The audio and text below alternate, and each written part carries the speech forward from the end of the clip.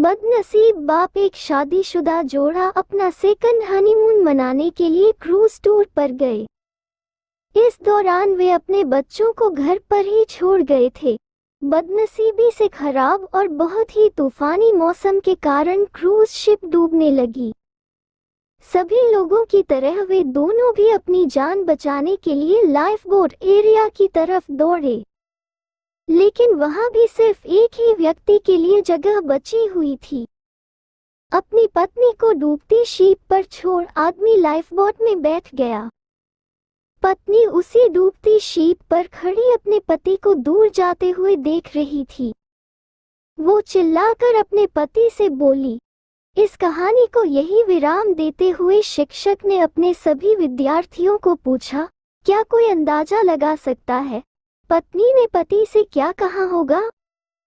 ज्यादातर विद्यार्थियों का एक समान उत्तर था। उन्होंने कहा, पत्नी बोली होगी कि मैंने तुमसे इतना प्यार किया और तुम मुझे इस तरह छोड़कर जा रहे हो। मैं तुमसे नफरत करती हूँ। शिक्षक की नजर एक शांत बैठे विद्यार्थी पर पड़ी। शिक्षक ने उसे जाकर यह सवाल पूछा। विद्यार्थी बोला, मुझे लगता है वो बोली होगी हमारे बच्चों का ध्यान रखना।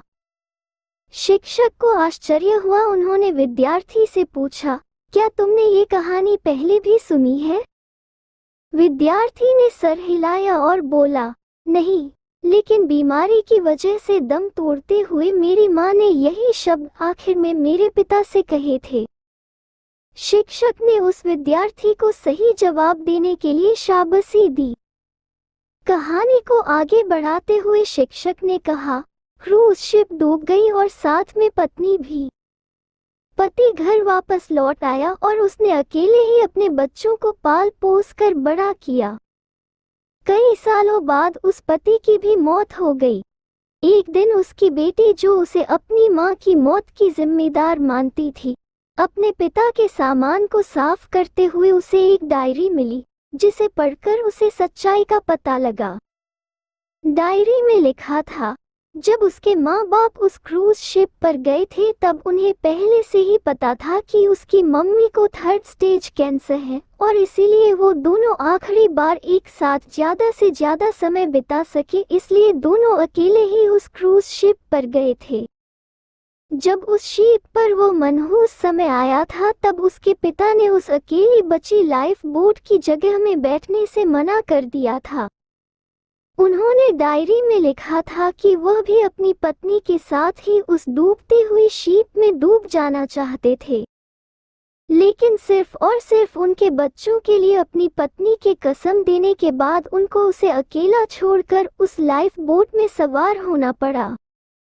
इस डायरी को पढ़ने के बाद बेटी फूट फूट कर रो पड़ी। शिक्षक ने ये कहानी यही खत्म की और पूरा क्लास शांति में डूब गया। ये शांति देख शिक्षक को पता चल गया कि वह इस कहानी के जरिए जो सीख अपने विद्यार्थियों तक पहुंचाना चाहते थे वह पहुंच चुकी है। इस दुनिया में अच्छे और बुरे हर तरह के लोग हैं, लेकिन कभी कभी परिस्थितियां ऐसी विकट हो जाती है कि आप बुरे या अच्छे का फैसला नहीं कर पाते। इसीलिए कभी भी हमें कोई भी फैसला लेने में जल्दबाजी नहीं करनी चाहिए। सिर्फ बाहरी चीजों को जान लेने से किया गया फैसला कभी भी सही नहीं हो सकता। बिना किसी जांच पड़ताल के और बिना दूसरों का पॉइंट ऑफ व्यू समझे फैसला करना छोड़ दीजिए। वह जो होटल में आपके खाने का बिल भरते हैं इसलिए नहीं क्योंकि उन्हें अपने पैसों का घमंड है, बल्कि इसलिए कि वह आपको पैसों से ज्यादा अहमियत देते हैं। वो जो हमेशा आपकी मदद करने के लिए तैयार रहते हैं, इसलिए नहीं क्योंकि उन्हें आपसे कुछ चाहिए, बल्कि इसलिए क्योंकि वो आप में एक अच्छा दोस्त देखते हैं। वो जो आपको हमेशा मैसेजेस करते हैं, इसलिए नहीं क्योंकि उनके पास करने के लिए कुछ और नहीं है, बल्कि इसलिए क्योंकि वो आपको बहुत याद करते हैं। और वह जो हर झगड़े के बाद पहले माफी मांगते हैं, इसलिए नहीं कि वह गलत होते हैं, बल्कि इसलिए क्योंकि उन्हें अपने बातों, अपने गुस्से या अपने ईगो से ज्यादा आपकी परवाह है।